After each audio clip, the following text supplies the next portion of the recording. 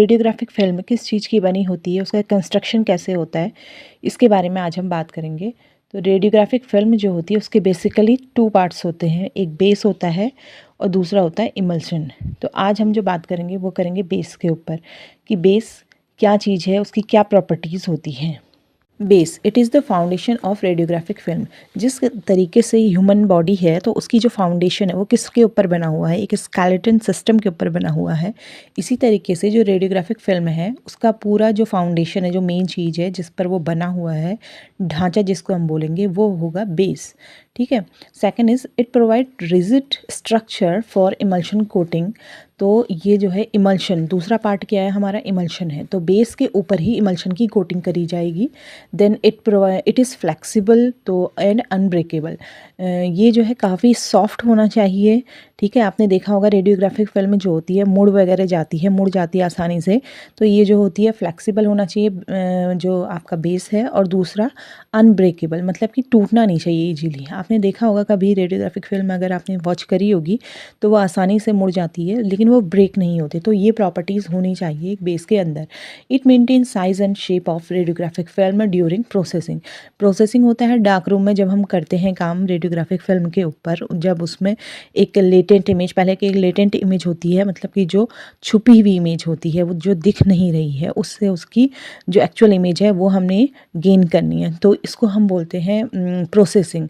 तो प्रोसेसिंग करते समय इसका जो साइज़ और शेप है, जैसे कि जो एक्चुअल रेडियोग्राफिक फिल्म हमने इंस्टॉल करी है अपनी कैसेट के अंदर, वही साइज़ और शेप हमें मिलना चाहिए जब हम उसकी प्रोसेसिंग कर देते हैं उसके बाद। तो इस प्रॉपर्टी को हम बोलते हैं डायमेंशनल स्टेबिलिटी। तो डायमेंशनल स्टेबिलिटी उसकी मेंटेन रहनी चाहिए। बेस हमारा इस तरीके का होना चाहिए।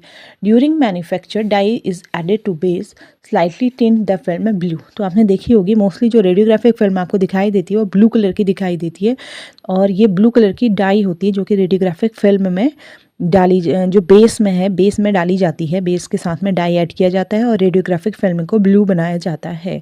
तो ये ब्लू कलर किस लिए दिया जाता है, ताकि जो रेडियोलॉजिस्ट है और जो आपके रेडियो टेक्नीशियंस हैं हम लोग, तो जो इस पर काम कर रहे हैं, तो उनकी आइज़ में स्ट्रेन ना पड़े, मतलब आंखों में दर्द हर समय उन्हें देखनी है रेडियोग्राफिक फिल्म, तो उस पर उनकी आँखों को कोई उससे जो है बुरा इफ़ेक्ट ना हो, तो इसके लिए जो है सर दर्द वगैरह ना हो, ये चीज़ों के लिए उसमें ब्लू कलर की डाई ऐड करी जा रही है। And there are 2 types of bases. 2 तरीके के बेसिस होते हैं, एक होता है सेलुलोज ट्राई एसीटेट और दूसरा होता है पॉलिएस्टर। अभी जो यूज़ कर रहे हैं हम मोस्टली पॉलिएस्टर का यूज़ कर रहे हैं। और क्यों यूज़ कर रहे हैं, क्योंकि polyester resistance to warping with age, मतलब कि समय के साथ साथ ये जो है ख़राब नहीं होता है, लॉन्ग टाइम तक हम इसका यूज़ कर सकते हैं किसी भी फिल्म का। अगर काफ़ी लंबा टाइम हो गया तो वो फिल्म ख़राब नहीं होगी। Stronger than cellulose try acetate, और ये जो है आपकी सेलुलोज ट्राई एसीटेट से ज़्यादा स्ट्रॉन्ग होती है।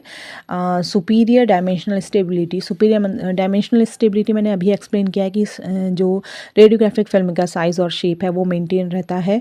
तो इसको हम, इस प्रॉपर्टी को कहते हैं डायमेंशनल स्टेबिलिटी। और पॉलिएस्टर की जो डायमेंशनल स्टेबिलिटी है वो सेलुलोज ट्राई एसीटेट से ज़्यादा है। Thinner than cellulose try acetate, cellulose जो पॉलिएस्टर का बेस होता है वो सेलुलोज ट्राई एसीटेट से जो होता है ज़्यादा पतला होता है। तो इतना था आपका बेस के बारे में। Thank you.